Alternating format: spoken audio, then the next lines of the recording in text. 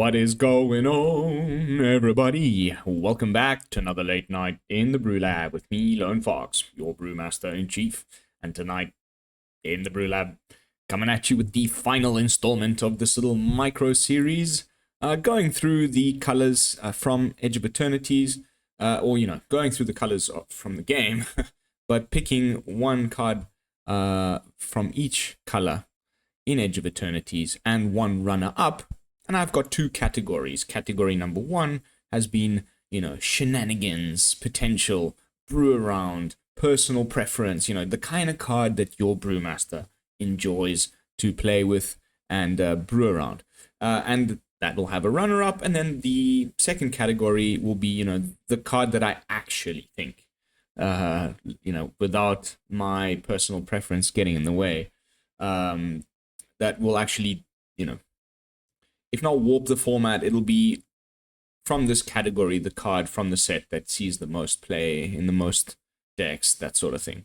Of course, now that we're into the multicolored and colorless segment, this goal is going to be a bit difficult to obtain because there's less cards, especially in this set. There seems to be a lot less of a focus on multicolored stuff, which is quite refreshing, I gotta say. And as well as artifacts. There's honestly not that many, but I still really put my brain to it and try to figure out, with this limited pool, going back to the categories I just said, and I was able to find a winner and a runner-up in both categories for multicolored. But as far as the artifacts, we'll just sort of look at all of them, and I'll have a few quick words to say. So, my choice for the most shenaniganery potential brew arounds, the kind of card that I love, from the multicolored section from Edge of Eternities, I absolutely had to give the award to Biotech Specialist. Oh my god, I can't wait. So I think it's going to be Jund. The more I think about it now, I'm starting to think it's going to be Jund. But quite recently on the channel, I did a deck with the snake. Oh my god, what's it called? Enduring Tenacity, the black of the Enduring Cycle from Dustmourn, and sacrificing food tokens and it being some sort of like burn deck essentially. I think when you add Biotech Specialist, there's the free sack outlet for artifacts in black from this set that was actually the winner of the second category in the black video. And then there's the card that makes munitions, and then we'd still put in, go a little less tribal, little less focused on the food and squirrels, just figure out which overlapping layers of all of those things will come together into making some sort of like Jund artifact sacrifice burn deck that I cannot wait to try. And I think if it's gonna be good, Mr. Insect Scientist over here is gonna be a part of that. Also, believe it's just a good card in general. It could also just go in some sort of like Gruul Landfall or whatever, where the sacrificing of the lander is sort of just incidental, extra little bit of damage. But I'm more interested in seeing where this can go in like some sort of artifact sack deck. So stay tuned for that.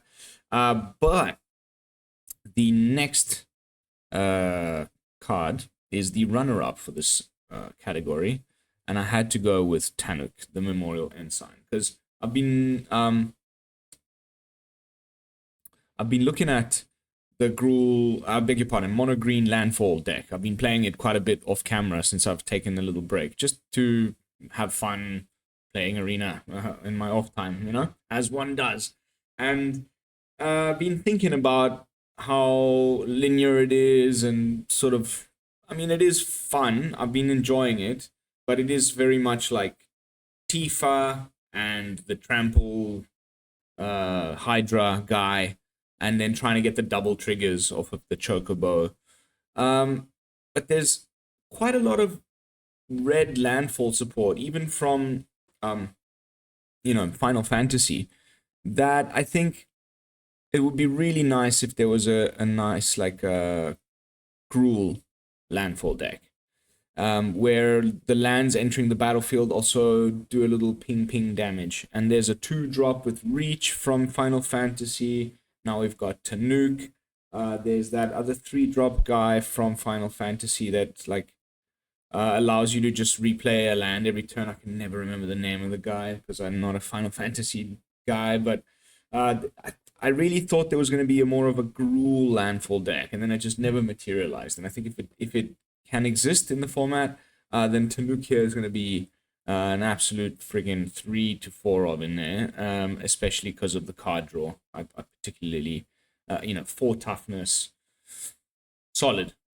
Can't wait to try it. It's the signpost uncommon for this archetype in limited, but I think it, especially post rotation, might be good enough to make the leap to, constructed. So,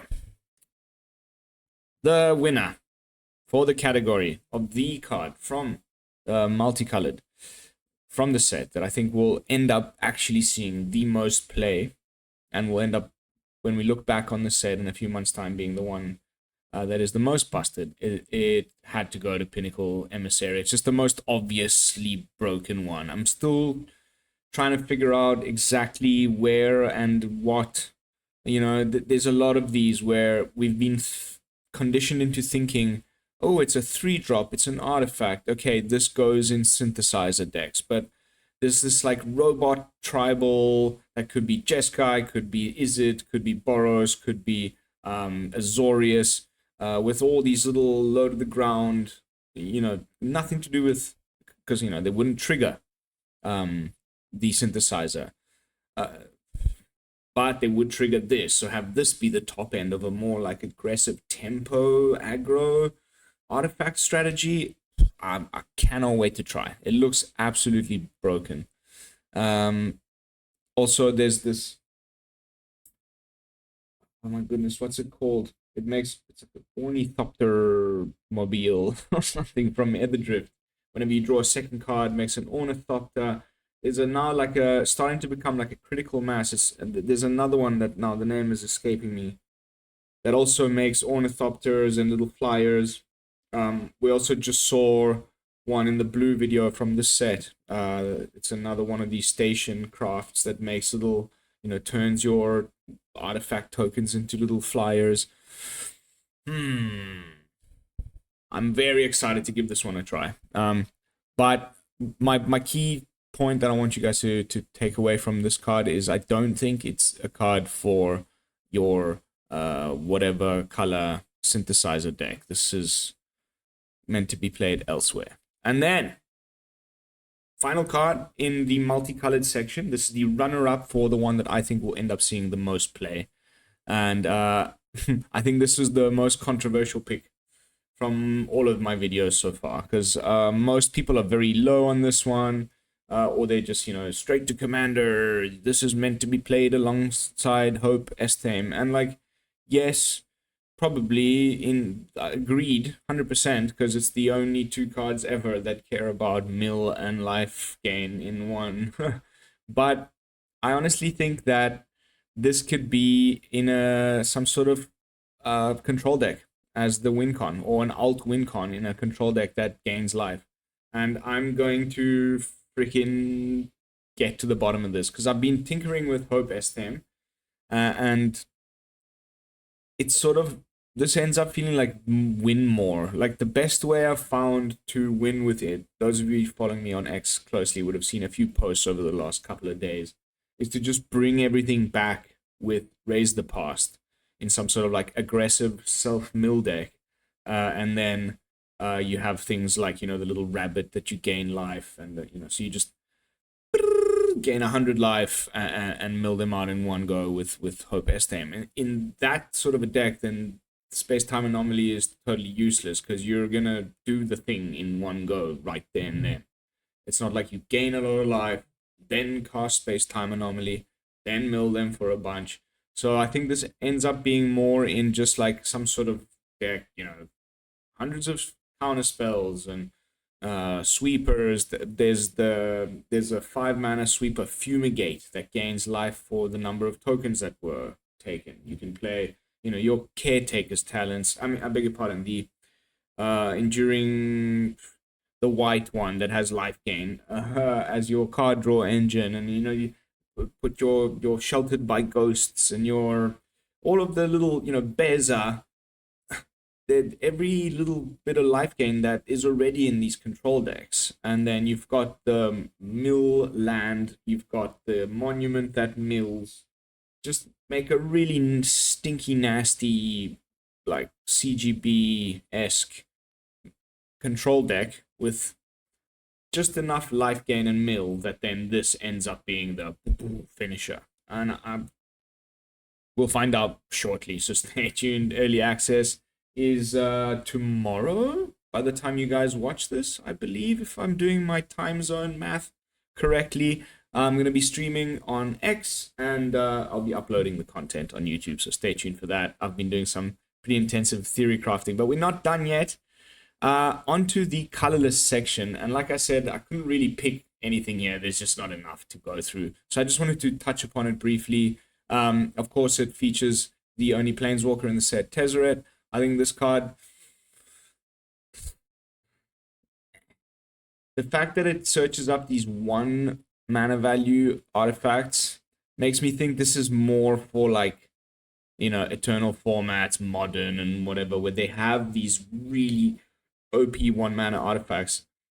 Yes, it can get fetched with the collected.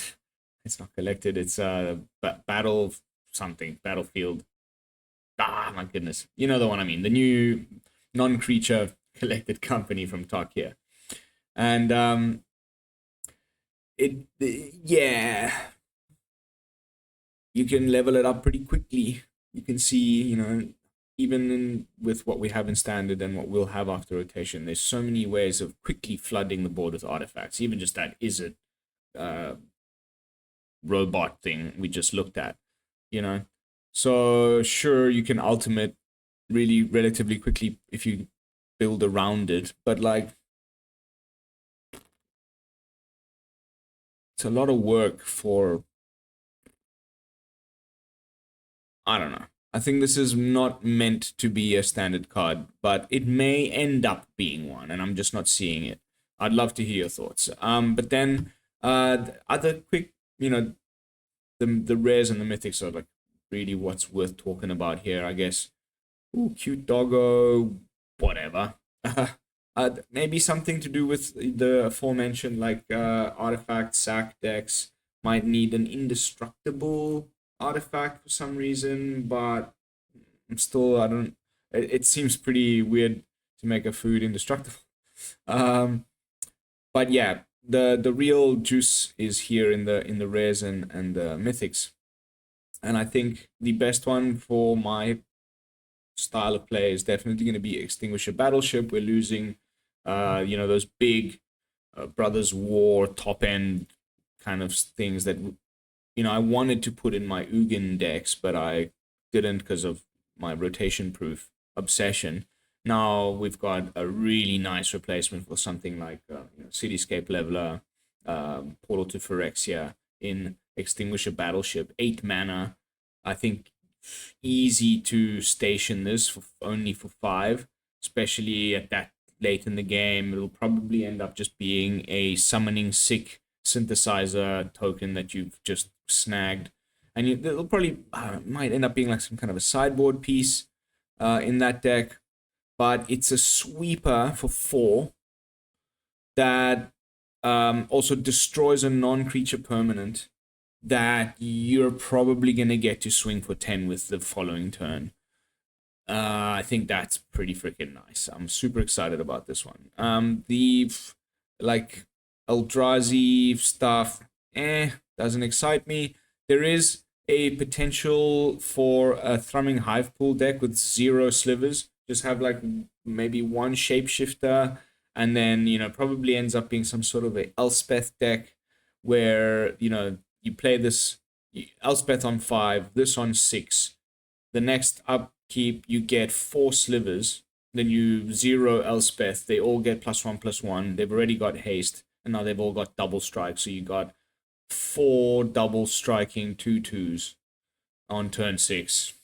And then, you know, you can, at that point, casting your next Thrumming Hive pool you have in your hand, because it has affinity for slivers, would only cost 2. And then the next upkeep, you see where I'm going. Like, it could be a pretty fun, like, oh my god, I don't know where I'm a slivers deck with, like, Elspeth, maybe. I don't know. I'm excited to try it, but I think it's more for commander players that play slivers. This will just go in every sliver deck ever until the end of time for commander, so they'll sell loads of them. But as far as standard, it's probably just some sort of like janky deck, but I'm definitely keen to try it. This stuff here is total nonsense. I feel sorry for you if you crack one in one of your packs, because it's a waste of a wild card or a, you know, a mythic you could have actually used in a deck to win games with, because these are just memes. The end stone seems pretty interesting as well. Yeah, that's it. I'm worried I'm gonna just ramble for too long.